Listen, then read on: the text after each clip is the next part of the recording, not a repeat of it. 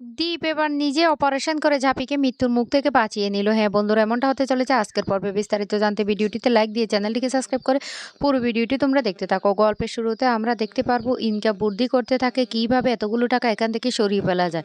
তখনই বলতে লাগলো শরবত, শরবতের ড্রামের মধ্যে আমরা একটা গোডাউন বানিয়ে নিচে টাকা থাকবে, উপরে শরবত, তারপরে আমরা টাকাগুলি এখান থেকে নিয়ে পালিয়ে যাব। রনি তখন বলতে লাগলো এতগুলো টাকা কি এই ড্রামগুলোর মধ্যে হবে? তখনই বলতে লাগলো হ্যাঁ হবে। এইদিকে ঝাঁপিরা সবাই মিলে কীর্তন করতে থাকে, কিন্তু কোথাও কাউকে দেখতে পায় না। অন্যদিকে ইনকা তখন বলতে লাগলো, আমরা তো বেরিয়ে চলে এসেছি। ঝাঁপি তুই কি ভেবেছিস তুই আসল মাথা? তাকে পর্যন্ত ধরবি আর টাকাগুলি উদ্ধার করবি, তার তোর প্ল্যান না আর সাকসেস হলো না। এই তো আর কিছুক্ষণের মধ্যে আমরা বর্ডার এরিয়া চলে এসেছি, এবার আমাদের প্ল্যানটাই সাকসেস হবে। এই বলে হাসতে থাকে রনিত আর ইনকা। অন্যদিকে ঝাঁপি তখন বলতে লাগলো, কি ব্যাপার, কি হয়ে গেল হঠাৎ, কি থেকে কি হয়ে গেল?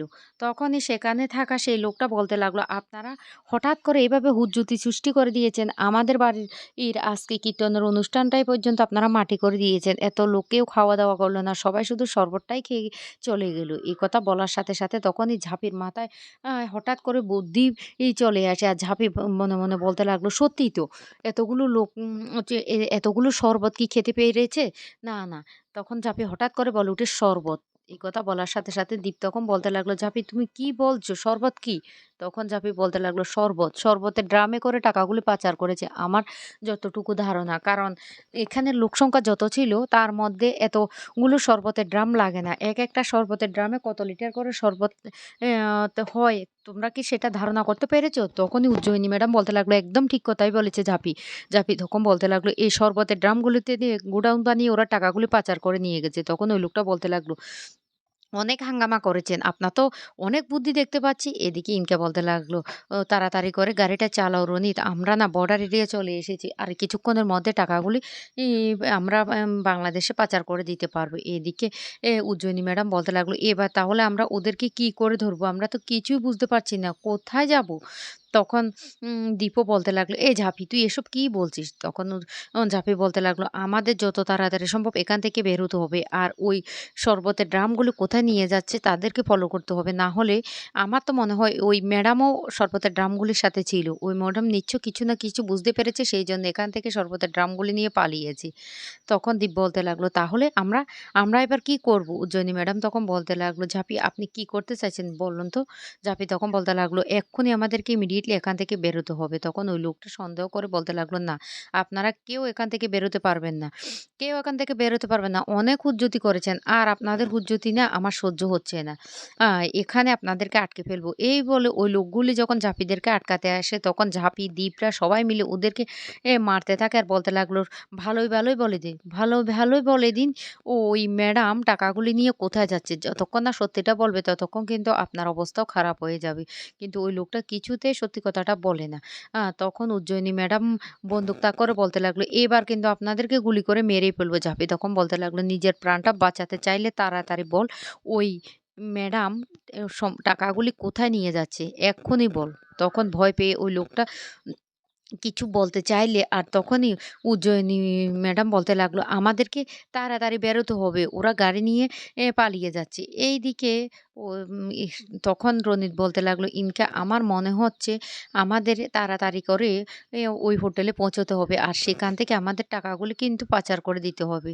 ইনকা তখন বলতে লাগলো, "আমিও বুঝতে পারছি।" ঝাঁপি কি ভেবেছে? ঝাঁপি এই ইনকাকে মার দেবে? কিছুতেই ইনকাকে মার দিতে পারবে না। এবার ইনকা কি করে সেটাই দেখো। ইনকা এত সহজে না ঝাঁপির হাতে ধরা দেবে না। আ ও ম্যাডামকেও ধরতে পারবে না, ওর সমস্ত টাকাটাও চলে যাবে। তখন রনিত বলতে লাগলো, "একদম ঠিক কথা বলেছ। এবার আমাদের হাতে না অনেক টাকা থাকবে। এবার আমরা যা ইচ্ছে তাই করব।" এই বলে ওরা গাড়ির সামনে কথা বলতে থাকে। আর ওই লোকটা তখন ঠিকানাটা বলে দিলে তখন ঝাঁপিরা সবাই তাড়াহুড়ো করে ওই গোডাউনে চলে আসে। আর হঠাৎ করে যখন আ ন ওই লোকগুলোর ওকে চারিদিকে পুলিশ ঘিরে ফেলে, তখনই ইনকা ভয় পেয়ে যায়। ইনকা তখন বলতে লাগলো, "কি ব্যাপার ঝাঁপিরা এখানে কি করে চলে আসলো? না, আমার তো গন্ডগোলই মনে হচ্ছে।" তখন চারিদিক থেকে ওদেরকে ধরে ফেলে। আর ওরা তখন নিজেরাও গুলি চালাতে শুরু করে। এক পর্যায়ে ইনকা আর রনিত লুকিয়ে পড়ে। কিন্তু কি করবে কিছুই বুঝতে পারে না। ইনকা তখন বলতে লাগলো, "শেষ মুহূর্তে এসে আমি তোরে ডুবতে দেব না। তীরে এসে আমি কিছুতেই তোরে ডুবতে দেব না। আমি এই টাকাটা এখান থেকে নিয়ে পালিয়ে যাব। কিন্তু রনি তখন বলতে লাগলো, "এবার কি করে এখান থেকে পালাবে?" এইদিকে শরবতের ড্রামের মধ্যে যে টাকাগুলি, সেই টাকাগুলি অলরেডি তাদের পার্টিকে দেখানো হয়ে গেছে এবং পার্টিরা সেই টাকাগুলি নিয়ে যাওয়ার প্ল্যান করছে। আর চারদিক থেকে তখন ঝাঁপিরা গোলাগুলি শুরু করে। ঝাঁপিদেরকে দেখে তখন ওই লোকগুলোও ওদের উপর হামলা চালায়। এক পর্যায়ে হামলা চালাতে, চালাতে ঝাঁপি আর রনিত ই ই রনিত আর ইনকা একদিকে লুকিয়ে পড়ে। অ্যা ইনকা তখন বলতে লাগলো, "না, আমি এই টাকা ফেলে কোথাও যাব না।" রনিত তখন বলতে লাগলো, "ইনকা তুমি বুঝতে পারছো না কেন? বেঁচে থাকলে জীবনে অনেক টাকা পাওয়া যাবে। এই মুহূর্তে আমাদের এখান থেকে পালাতে হবে।" ইনকা তখন বলতে লাগলো, "কি করে পালাবো? ওরা যেভাবে গুলি ছুড়ছে, গুলি যদি একবার পিঠে লেগে যায় তো আমরা শেষ হয়ে যাব।" রনিত তখন বলতে লাগলো, "একটা জানালা আছে। ওই জানালা দিয়ে আমাদেরকে পালিয়ে যেতে হবে।" এইদিকে ঝাঁপি দ্বীপরা তো কন্টিনিউ গুলি চালাতে থাকে এদিক ওদিক করে। ইনকাদের যে লোকগুলি এসেছিল সবাইকে মারতে থাকে। আর তখন হঠাৎ ঝাঁপি দেখতে পায় ওই জানালা দিয়ে পালিয়ে যাচ্ছে। ঝাঁপি তখন চিৎকার করে বলতে লাগলো, "কে একজন পালিয়ে যাচ্ছে, পালিয়ে যাচ্ছে।" ওর সাথে একজন মহিলাও ছিল। "তাহলে ওই মহিলাই কি ম্যাডাম?" তখন দীপ বলতে লাগলো, "কি বলছিস ঝাঁপি?" ঝাঁপি তখন বলতে লাগলো, "হ্যাঁ, আমি এক্ষুনি দেখেছি ওই জানালা দিয়ে পালিয়েছে।" তখন দীপ ছুটে যায় সেদিকে। আর সেদিকে গিয়ে দীপও গুলি চালিয়ে দেয়। আর গুলিটা লেগে যায় ইনকার পিঠে। তখনই ইনকা আ বলতে লাগলো, "আমার গায়ে গুলি লেগেছে।" রনি তখন বলতে লাগলো, "ও তুমি ঠিক আছো তো ইনকা? আমাদের এক্ষুনি এখান থেকে পালাতে হবে। না হলে ওরা আমাদেরকে শেষ করে দিবে।" আর তখন কোনরকম ইনকাকে নিয়ে গাড়িতে উঠে পড়ে আর গাড়ি এটা চালিয়ে দেয়। আর তখনই দীপ বলতে লাগলো, গাড়িটা থামানোর জন্য চিৎকার করে। কিন্তু কিছুতেই রনিত গাড়িটা দাঁড় করায় না। এদিকে ঝাঁপি গাড়িটা চলে যাচ্ছে দেখে চিৎকার করে গাড়ির পিছন ছুটতে থাকে আর বলতে লাগলো, "ওরা পালিয়ে যাচ্ছে, পালিয়ে যাচ্ছে।" দীপ তখন বলতে লাগলো, "এ ঝাঁপি তুই ওদের পিছনে ছুটিস না। ওদের পিছনে যদি তুই ছুটিস তাহলে এ তুই ওদেরকে ধরতে পারবি না। ওরা গাড়ি নিয়ে পালিয়ে যাচ্ছে।" কিন্তু ঝাঁপি কোনো কথাই দীপের শুনে না। ঝাঁপি ইনকা, রনিতের সেই গাড়ির পিছন, পিছন ছুটতে থাকে। এদিকে ইনকার প্রচন্ড ব্লাড বেরোতে থাকে। তখন রনিত বলতে লাগলো, "ও ইনকা তুমি ঠিক আছো তো? তোমার অনেকটা ব্লাড বেরিয়ে যাচ্ছে।" ইনকা তখন বলতে লাগলো, "আমি ঠিক আছি। তবে গাড়িটা একটু দাঁড় করা।" রনিত তখন বলতে লাগলো, "কেন? কেন গাড়িটা দাঁড় করাবো?" তখনই বলতে লাগলো, "গাড়িটা দাঁড় করাও। যাওয়ার সময় শেষ বাজিমাতটা না করে যাবো। আমাদেরকে না আঘাত করেছে না, এবার শেষ ঘাটা তো আমাদেরকে দিতে হবে। এই দেখো ঝাঁপি আমাদের পিছন ছুটছে। ঝাঁপিকে তো গুলি চালাতে হবে।" এই বলে ঝাঁপির দিকে গুলিটা চালিয়ে দেয়। আর সেই গুলিটা ঝাঁপির পাঁজরে গিয়ে লাগে। আর ইনকা তখন বলতে লাগলো, "কি ভেবেছিস ঝাঁপি? তো দীপ আমাকে গুলি করেছে সেটা আমার কাঁধে লেগেছে। কিন্তু তোর তো পাঁজরে লেগেছে। এবার তুই কি করে বাঁচবি?"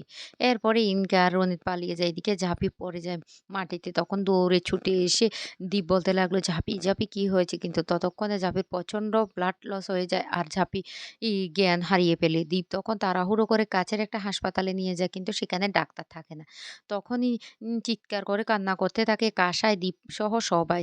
কিন্তু ঝাঁপি কিছুতে চোখ খোলে না। তারপরে নার্সের সহযোগিতায় ডাক্তারকে কল করলে ডাক্তার তখন বলতে লাগলো, "এই মুহূর্তে তো আমি সেখানে যেতে পারব না। অপারেশনটা আপনাকেই করতে হবে।" দীপ তখন বলতে লাগলো, "আমি অপারেশন করব?" তখন দীপ কি করবে কিছু বুঝতে পারে না। দীপ হঠাৎ করে দেখতে পায় ঝাঁপি তাকে বলছে যে, "তুমি আমাকে অপারেশনটা করো। আমি জানি তুমি আমাকে ভালোবাসো। তোমার ভালোবাসা দিয়ে আমাকে বাঁচিয়ে নাও।" তখন বাধ্য হয়ে দীপ ভয়ে, ভয়ে অপারেশনটা করতে থাকে। এক পর্যায়ে ঝাঁপির পাঁজর থেকে সে গুলিটা বের করে ঝাঁপিকে সুস্থ করে দীপ। তো বন্ধুরা আজকের পর্বটি তোমাদের কাছে কেমন লেগেছে অবশ্য কমেন্ট করে জানাবে।